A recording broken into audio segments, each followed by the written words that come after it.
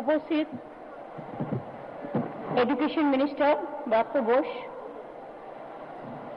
আমাদের library mass education Karim Chowdhury, Rabiranjan Chattopadhyay technical education, Rabindranath Bhattacharya agricultural minister, শ্রদ্ধেয় যোগেন্দা সিলেবাস কমিটির চেয়ারম্যান অভি, এখানে মধ্যশিক্ষা পর্ষদের চেয়ারম্যান কল্যাণবাবু আছেন, এডুকেশন ডিপার্টমেন্টের সেক্রেটারি অর্ণব দীপেন্দ্র, সকলেই আছেন। জয়েন্ট সেক্রেটারি যিনি অ্যানাউন্স করছেন নাসিরুদ্দিন সাহেব আছেন, সায়েন্স অ্যান্ড টেকনোলজি। এছাড়াও মানিক ভট্টাচার্য, ফাল্গুনী, চিত্তমণ্ডল থেকে শুরু করে আর অনেকেই আছেন, আমার খুব পরিচিত সমস্ত সিলেবাস কমিটির মেম্বার্স এবং অন্যান্যরা সমবেত আজকের এই অনুষ্ঠানে শিক্ষা রত্ন পাওয়া আমাদের গর্ব। টিচার্স কমিউনিটি এবং আমার প্রিয় ছাত্রছাত্রী বন্ধুরা এবং তাদের সাথে উপস্থিত আছেন অসংখ্য আরো শিক্ষক শিক্ষিকা, বিভিন্ন স্কুল থেকে আগত, এবং এছাড়াও প্রেস মিডিয়া সহ অনেক অতিথি, সুধীজন, নাগরিকবৃন্দ, ভাই ও বোনেরা। আজকের এই শিক্ষক দিবসের দিন নতুন করে বলার অপেক্ষা রাখে না। এই দিনটা আমাদের সবার জীবনে, জাতীয় জীবনে এক বিশেষ সম্মানের দিন, এক বিশেষ গৌরবের দিন, এক বিশেষ আত্মসমীক্ষা করার দিন, এক বিশেষ দেশ গড়তে যারা সাহায্য করেছেন, সমাজ গড়তে যারা সাহায্য করেছেন, ভবিষ্যৎদের গড়তে যারা সাহায্য করেছেন, যারা মেধা এবং উৎকর্ষতার সবচেয়ে বড় কারিগর, তাদেরকে সম্মান জানানোর দিন। এবং তাদের সম্মান জানিয়ে আমরা নিজেরা সম্মানিত বোধ করছি।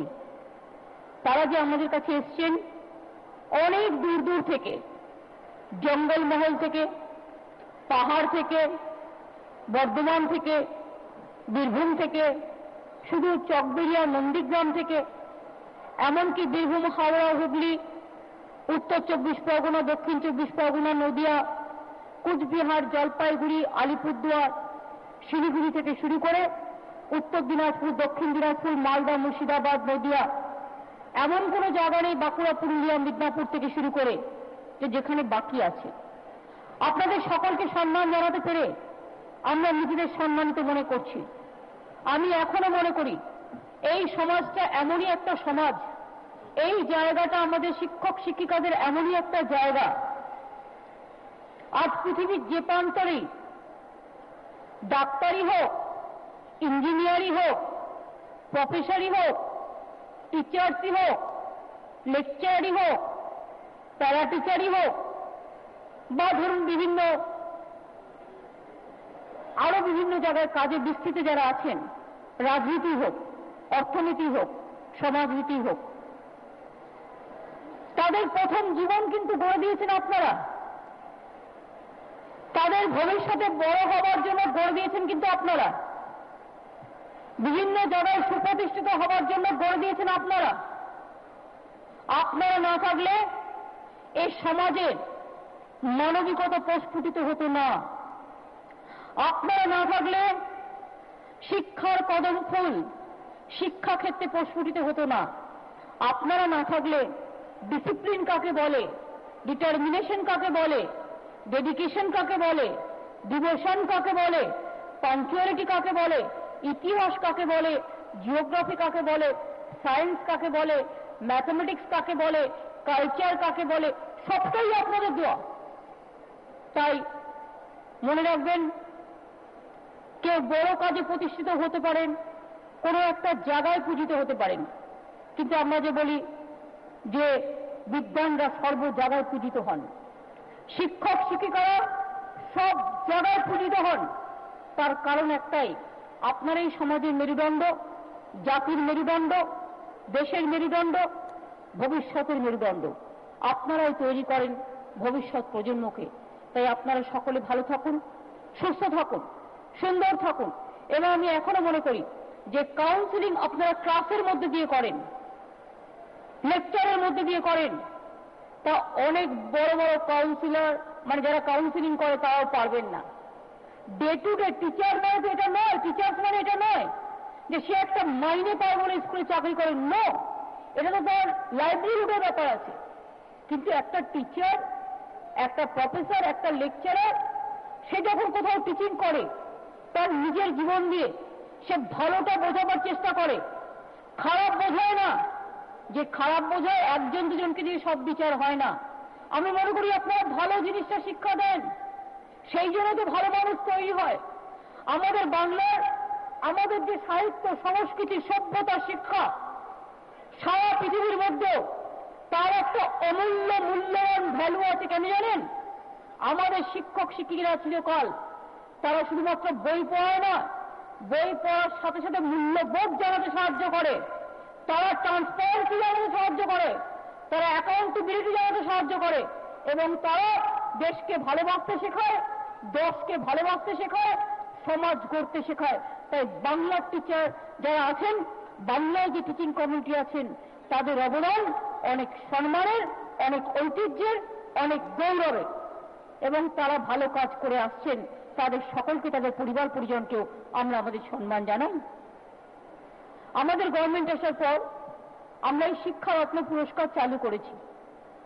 আস্তে আস্তে আজকে আমি সকালে কলকাতা কর্পোরেশন এবং কলকাতা পুলিশের যৌথ উদ্যোগে কলকাতার প্রায় 50টি স্কুলের সমস্ত স্কুলগুলোকে ডেকে, মানে যারা 50 জনের মধ্যে সব কমিউনিটি, কাস্ট, ক্রিড, রিলিজিয়ান টিচারদের ডেকে সেখানেও আমরা তাদের সম্মানিত করেছি। এইভাবে আজকে আমরা অনেককে সম্মানিত করেছি। আর একটা কাজ, আজকের দিনে আমি প্রায় 34টা অ্যাম্বুলেন্স গ্রামগঞ্জে পাঠিয়েছি অবহেলিত এলাকায়। তার কারণ শিক্ষাগুরুদের জন্য এই দিনটায় এই কাজটা করেছি, কারণ এটা একটা সামাজিক সেবা, সমাজের মূল্য। গরিব মানুষ, একটা গ্রামের মহিলা, গর্ভবতী মহিলা রাস্তা নিয়ে অনেক সময় অনেক জায়গায় তাদের ভ্যানে করে নিয়ে আসতে হয়।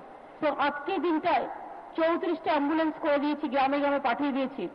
সেখানে জঙ্গল মহলও আছে, সেখানে খুব ইন্টেরিয়ার অঞ্চলও আছে, যাদের কথা বলার কেউ নেই তাদের জন্য। কারণ ওই দিনটাকে আমি মনে করি এটা আমাদের মহতের দিন, এটা আমাদের মহত্বের দিন। ডাক্তার আপনাদের বলেছেন আমাদের প্রথম কাজ ছিল টিচাররা 1 তারিখে যাতে মাইনে পায়। যারা সমাজের এতটা কাজ করেন, ভবিষ্যৎ গড়ে দেন, তারা কেন চিন্তা করবে যে আমি মাইনেটা 1 তারিখে পাবো না আমি মাসের 18 তারিখে পাবো? কেন তাদের ভাবতে হবে? তারা যদি সমাজের জন্য ভাবে, সরকারের ভাবনা তাদের জন্য আছে, এটা সরকারকে ভাবতে দিন। আমাদের অনেক অর্থনৈতিক অসুবিধা আছে, তা সত্ত্বেও আমরা এই কাজটা করতে পেরেছি, আমি খুব খুশি। পেনশনের কাজটা আমি বলেছিলাম কোয়ারি করতে যদি টাইমও লাগে, পেনশন পেতে পেতে তাদের যেন এই কষ্ট না হয়। আগে আমি অনেক দেখেছি, তবে প্রভিশনাল যেটা পেনশন একদম রিটায়ার করার 1 মাসের মধ্যে তারা পাবে, এই সুযোগগুলো তাদের দিতে হবে। এবং আমি আগামী দিনেও আরো অনেক কাজ হবে। এই 1 বছরের মধ্যেও প্রায় 60,000 টিচার নেবার ব্যবস্থা হয়েছে নতুন করে, অলচিকি সিলেবাস করার ব্যবস্থা হয়েছে, অনেকগুলো ল্যাঙ্গুয়েজ, উর্দু স্পিকিং থেকে শুরু করে নেপালি, গুরমুখী, এই সমস্ত ল্যাঙ্গুয়েজগুলোকে পর্যন্ত, হিন্দি ইভেন যেখানে বেশি ছেলেমেয়েরা পড়ে সেই ল্যাঙ্গুয়েজগুলোকে গুরুত্ব দেওয়া হয়েছে। এছাড়াও এই যে নতুন সিলেবাস, কিছু না, এই 1 বছরের মধ্যে করেছে কাজটা। এবং আমার হয়তো ডিটেলস দেখার সুযোগ হয়নি, কিন্তু দেখুন একটা বই, আমার বই, বইটা কি ক্লাস 1-এ একটাই বই, অর্থাৎ 10টা বই নয়, ভারী ব্যাগ নয়, সিলেবাসের বোঝায় তাদের মেরুদণ্ড ভেঙে দেওয়া নয়। একটা ক্লাসে দেখুন একটাই বই, বইটার নাম কি আমার বই। এই বইটার মধ্যেই সে সব শিখতে পারবে। আর শেখাগুলো একদম ছবি এঁকে এঁকে বুঝিয়ে বুঝিয়ে কি সুন্দর। দেখুন আমার আবার এগুলো খুব ভালোবাসে, কারণ ভালোবাসি আমি, কারণ একসময় আমি এটা লিখেছিলাম, আমি অভিদের বলছিলাম যে আমার এটা লিখেছিলাম আমি, যে বলতে পারো বলতে পারো দেশের নেতা কে? তিনি আমাদের দেশের নেতা, যিনি দেশের গর্ব। যে এই যে কথাগুলো বলে বলে নজরুল, রবীন্দ্রনাথ, নেতাজি, গান্ধীজি, ইকবাল, এগুলো আমি শেখানোর চেষ্টা করেছিলাম এক সময়। তার কারণ হচ্ছে বাচ্চাদের কাছে আমাদের দেশের জিনিসগুলো জানা উচিত। সমাজের জিনিসগুলো জানা উচিত। শুধু পুঁথিগত বিদ্যা বই খুললেই সব কিছু হয় না। এটা ইংরেজি, বাংলা, অঙ্ক সব একটা বইয়ের মধ্যেই একদম সব কিছু আছে। দেখুন, একটা জায়গায় বলছে গরুর পা আছে, অটোর চাকা আছে, পায়ের পা আছে, আমে আটি আছে, না লঙ্কা গাছে লঙ্কা নেই। অর্থাৎ এই যে ছোট্ট ছোট্ট কথার মধ্যে বাচ্চাদের ভালো লাগবে, এই কাজটা ওরা করেছে। এবং কাজটা আমি পুরোটা পড়িনি, এখনো বলছি আমি সময় পাইনি, কিন্তু আমি ওপরে ওপরে যতটা দেখেছি আমার পছন্দ হয়েছে। পছন্দ হয়েছে এই কারণে, আমি যোগেন্দ্রকে জিজ্ঞেস করছিলাম, যোগেন্দ্র কেমন হয়েছে নতুন সিলেবাসের বইগুলো? ভুলভ্রান্তি কোথাও হলে ত্রুটি স্বীকার করার নিশ্চয়ই সময় পাবে। কিন্তু এই যে কথাগুলো দেখুন, আমাদের ময়না, একটা পাখির কথা বলছে দেখুন, আমাদের ময়না ঠিক কথা কয় না। যদি বলি বলো আম, বলে সে যে বড় আম। বলি যত রাধা রাধা, সে বলে আধা আধা। বললেই আয় না, বলে দেয় গয়না। অর্থাৎ একটার পরে আরেকটা ল্যাঙ্গুয়েজকে, ওয়ার্ডকে নিয়ে আসা এবং ছোট্ট কথায় যে বাচ্চাদের বুঝিয়েছে, খুব ভালো, সুন্দর সুন্দর। শুধু একটাই বই একটা ক্লাসের জন্য, আমার বই ক্লাস 1। এইভাবে ওরা করেছে, একটা একটা করে 1 করেছে, 3 করেছে, 5 করেছে, এইভাবে তারা করেছেন এবং আগামী দিন অল্টারনেটিভ ইয়ারগুলো আবার তারা করবেন। সুতরাং আমরা এখনো মনে করি সিলেবাসের বোঝা কমানো দরকার। ঘাড়গুলো যদি ছোট্ট থেকে বেঁকে যায়, আমরা কি মনে করি একটা ছোট্ট বাচ্চা 5 বছর বয়স, তাকে আমরা কি করছি, একটা বড় মানুষ তৈরি করে দিচ্ছি। ক্ষুদ্র বাচ্চার মধ্যে একটা বৃহৎ মানুষ তৈরি করে দিচ্ছি। কেন? যে বয়সে যেটা নিতে পারে তাদেরও তো নিবার একটা লিমিট আছে। একটা বাচ্চা 5 বছর বয়স, সে গানেও ফার্স্ট হবে, সে পড়াশোনাতেও ফার্স্ট হবে, সে সাঁতার কাটাতেও ফার্স্ট হবে, সে রচনা লেখাতেও ফার্স্ট হবে, সে ছবি আঁকাতেও ফার্স্ট হবে। এত যদি কম্পিটিশনে ওদের আমরা দিয়ে দিই, তাহলে বেচারা ভাববে কখন, সময় পাবে কখন? এটা আমাদের বড়দের ভাবনার প্রয়োজন আছে। এবং আমি মনে করি সিলেবাস যত ছোট হবে টেনশনটা কমিয়ে দিতে হবে। আজকালকার দিনে টেনশন খুব বেশি হয়ে গেছে, খুব টেনশন। এই তো আমি পরশুদিন বাচ্চাদের ধরেছিলাম, হঠাৎ শুনি মিনি মাধ্যমিক। মিনি মাধ্যমিক করে কিন্তু বলেনি কথাটা, কিন্তু কাগজগুলো লিখে দিয়েছে মিনি মাধ্যমিক, নিজেরাই তৈরি করে দিয়েছে। এবার স্কুল স্টুডেন্টরা ভাবছে, আরে আমার যদি 9-এ একটা মিনি মাধ্যমিক হয়, ক্লাস 10-এ একটা হবে, তাহলে আমার কি করে হবে? 2টো মাধ্যমিক দিতে হবে। বুঝুন, কনসেপশন টোটাল মানে রং আইডিয়া। এবার আমি বাচ্চাকে ধরলাম, তোমাদের নাকি এবার 2টো মাধ্যমিক হচ্ছে। বাচ্চা বলো, না তো দিদি। আমি বললাম, কি হচ্ছে তাহলে? বললো, দিদি 8 পর্যন্ত তো পরীক্ষায় পাশ ফেল নেই, তাই আমরা জাস্ট একটা ওদের মাধ্যমিকের আগে তৈরি করার জন্য পরীক্ষা পত্রটা, জাস্ট আমরা প্রশ্নপত্রটা তৈরি করার চেষ্টা করেছিলাম। সেটাকে নিয়ে অনেকে বলে দিল একটা মিনি মাধ্যমিক। তাহলে বুঝুন, আজকাল সরকারের পদ্ধতি চালায় না, কেউ কেউ বাইরে থেকে না জেনে লিখে দিচ্ছে। জানতে তো হবে কি হচ্ছে। মিনি মাধ্যমিক নয়, ওটা মিনি কিট না মিনি মাধ্যমিক, সেটুকু বোঝবার ক্ষমতা নেই। সুতরাং আমি আপনাদের এটাই বলছি। আমি শুনে বাচ্চাকে বললাম, বাচ্চারা ভয় পেয়ে গেছে, এটা ইমিডিয়েট ক্যান্সেল করো। ক্যাবিনেটে নিয়ে এসে আমরা আলোচনা করবো, আমি জানতাম না। মিনি মাধ্যমিক মাধ্যমিক নয়, এটা প্রশ্নপত্র তৈরি করতে পেরে চেয়েছিল স্কুলের আন্ডারে পরীক্ষা। কিন্তু এটাও আমার একটা রিকোয়েস্ট আছে, কাউন্সিলকে আমরা রিকোয়েস্ট করবো, সেটা হচ্ছে 9-এ বোর্ডের প্রশ্নপত্র করার দরকার নেই, ওটা মাধ্যমিকে করাই বেটার। স্কুলেরটা স্কুলকে ছেড়ে দেওয়া উচিত বলে আমি মনে করি। This is my opinion. এবং আমি মনে করি যে স্কুলেরটা স্কুলকেই তৈরি করতে দেওয়া উচিত। স্কুল ঠিক নিজেদের বাচ্চারা তৈরি করে নিতে পারবে। Unnecessarily we should not create more pressure to our student and the teachers. ওরা ক্লাস 10-এই পরীক্ষা দিক মাধ্যমিক, আবার উচ্চ মাধ্যমিক দেবে 1 বছর পর। অ্যাটলিস্ট মেন্টালি রিলিফ হবে, তাহলে টেনশন থাকে। আমি তো বাচ্চাদের পড়াচ্ছি, 9-এ যদি ফেল করে যায়, তাহলে ক্লাস 10-এ গিয়ে সে কি করে কোয়ালিফাই করবে? এসব নানা রকম প্রবলেম আছে। সুতরাং ব্যাপারগুলো হচ্ছে খুব সেন্সিটিভ। একটা কি জানেন তো, আমি সবসময় মনে করি, আমার জীবনের এটা শিক্ষা, যে আমার কাছে যখন কোনো ফাইল আসে, যে কোনো একটা সিদ্ধান্ত নিতে হয়, আমি নেওয়ার আগে ভাবি, আমার কাছে ধরুন সাপোজ একটা ফাইল একজনের পক্ষে আসছে, একজনের কথা বলছি, আমি যার জন্য সিদ্ধান্ত নিচ্ছি তার কিন্তু ফাইল নেই। অর্থাৎ সে কিন্তু আমাকে সিদ্ধান্ত নিতে হবে, সিদ্ধান্তটা মাইনাস না প্লাস, প্লাস না মাইনাস। আমি একজনকে শাস্তি দিতে চলেছি, কিন্তু তার নিজের কিছু বলার থাকতেই পারে, তার হয়ে কে পিট করবে, পিট করবো আমি। সুতরাং আমি যখন কোনো সিদ্ধান্ত নেব আমার কাছে কিন্তু দুটোই ভেবে দেখতে হবে, কোনটা মাইনাস কোনটা plus. That is called decision. আমি একবার রেলে মিনিস্টার ছিলাম, জানেন তো। আমি হঠাৎ দেখলাম একটি ছেলে, সে একটি পরীক্ষায় পাশ করেছিল রেলে, কিন্তু তার চাকরি হয়নি। কেন চাকরি হয়নি? ছেলেটার 22-23 বছর মাত্র বয়স, সে নাকি ডায়াবেটিক পেশেন্ট, তাই গভর্নমেন্ট রুলস অনুযায়ী তার চাকরি হবে না মেডিকেল সিস্টেমে। এবার আমার কাছে ফাইলটা দুবার এলো। আমি বললাম তার 22 বছর বয়স, সে একটা চাকরি পরীক্ষায় পাশ করেছে, তার শুধু ডায়াবেটিক সুগার আছে, এই কারণে তার চাকরি হবে না। এটা আমার কাছে মানবিক বলে মনে হয় না। যদি এটা অন্যায় হয়ে থাকে এটা রেকটিফাই করা উচিত। আমার হাত দিয়ে কিন্তু আমি করিনি, সেই চ্যাপ্টারটা ক্লোজ হয়ে যায়। বললাম না, ছেলেটা কিন্তু আমার কাছে নেই, কিন্তু আমার এটা মনে হয়েছিল, এবং মনে হয়েছিল বলে আমি বলেছিলাম ছেলেটা যদি চাকরি করতে চায় আমি ওকে দেব, আর যদি চাকরি করতে না চায় অন্য জায়গায় যায়, সে চাকরি পাবে, তবে আমি ডিসিশন নেব। তারপর আমি খোঁজ নিলাম সে চাকরি করবে কিনা, তখন শুনলাম সে আরেকটা জায়গায় জয়েন করছে। I am very happy, now I have no problem. কিন্তু 22 বছর বয়স আর ডায়াবেটিক বলে তাকে চাকরি দেওয়া যাবে না, দিস ইজ রং। ডায়াবেটিক হতেই পারে যে কোনো কারো, আজকাল বাচ্চাদেরও অনেক কিছু হয়ে যায়। আমাদের সবাইকে সুস্থ থাকতে হবে। তা বলে এটা আমি মনে করি না যেটা খুব হিউম্যান বিং হিসেবে। আমাকে অনেকে মানবিকতা শেখায়, জানেন তো। কেউ কেউ নতুন হয়েছে না, নিজেরাই খুন করছে আর মানবিক অধিকারের নাম করে মানবিকতা শেখাচ্ছে। আর আমি নিজের লাইফটা মানবিক অধিকার নিয়ে কাজ করেছি। আমাকে এর জন্য এনজিও কাছে টাকা তুলতে হয় না, বা আমাকে এর জন্য বিদেশ থেকে টাকা আমদানি করতে হয় না, আর খুন রাজনীতি করতে হয় না, খুন সন্ত্রাস করতে হয় না, টাকা চুরি করতে হয় না। আমি আমার জীবনে কোথায় ছিল সব? 95 সালে, আপনারা তো অনেকে জানেন না, সিঙ্গুরে আমি যে 26 দিন অনশন করেছি আপনারা জানেন। কিন্তু আমি যে 1995 সালে এই ধর্মতলা রাস্তায় 21 দিন মানবাধিকারের ধর্ণা করেছি, সেটা কি অনেকে জানেন? জানেন না।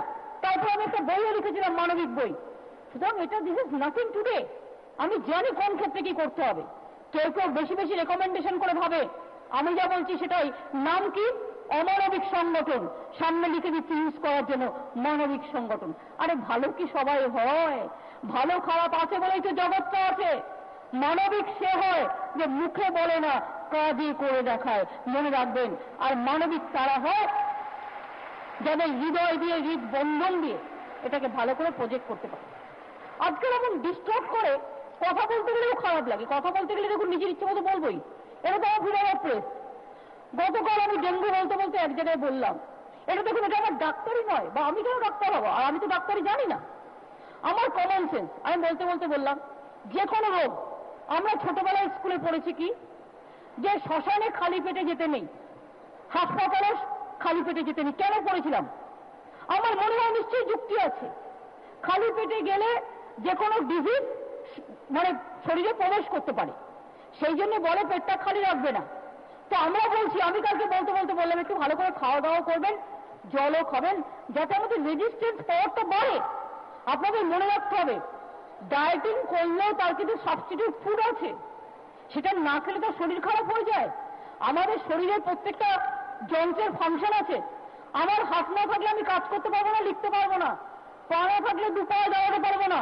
আমার কিডনি না থাকলে আমার শরীরের অনেক অংশ ভগ্ন হয়ে যাবে। আর লিভার না থাকলে টোটালটাই বৃথা।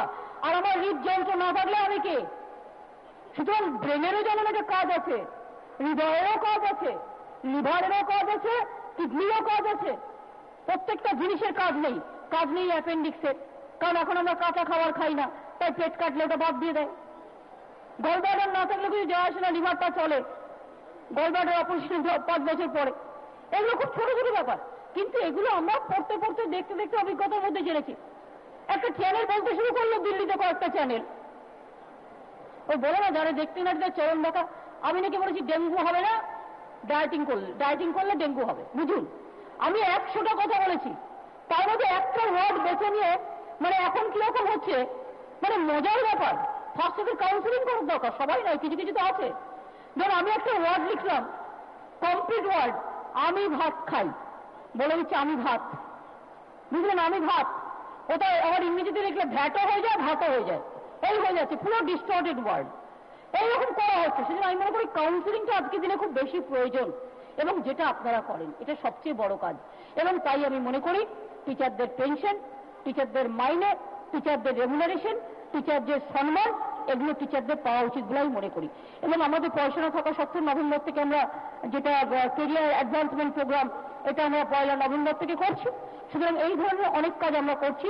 যারা পার্ট টাইম টিচারও আছে তাদের জন্য একটা বিল আসছে, আমাদের ভুলে গেছি বলতে, বাচ্চাকে বলছিলাম বলতে, একটা বিল আসছে যাতে তারাও জীবনে সুযোগ পায়, ফিউচার অধ্যাপক ওই আর কি।